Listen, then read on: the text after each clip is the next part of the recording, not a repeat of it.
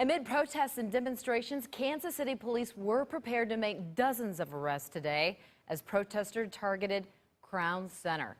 Our Lisa Benson watched as those protesters voiced their message and police prepared to move in. Well, police squad cars were parked along Grand Boulevard and a bus was on the way as protesters lied on the floor, led by a teenager.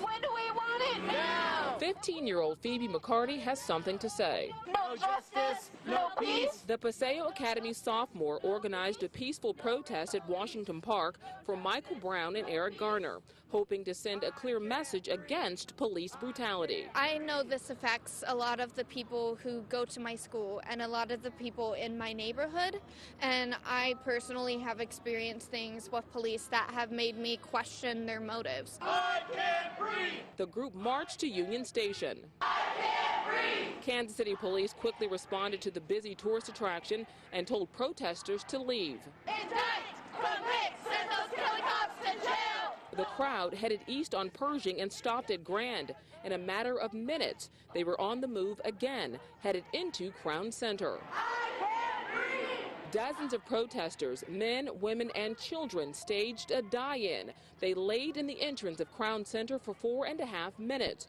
as police, security guards, and shoppers stood by. It was very powerful what they were saying, and seeing it in person was much more meaningful than just watching the protests on TV. When the die-in ended, the chanting continued as participants got up and walked out the door.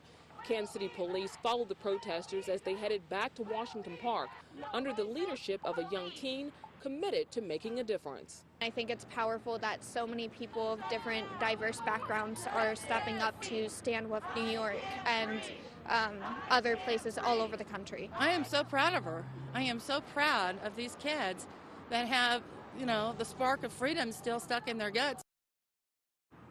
Now, Kansas City police allowed the 4.5-minute die-in. They continued to monitor the protesters, but no arrests were made. Live near Crown Center, Lisa Benson, 41 Action News.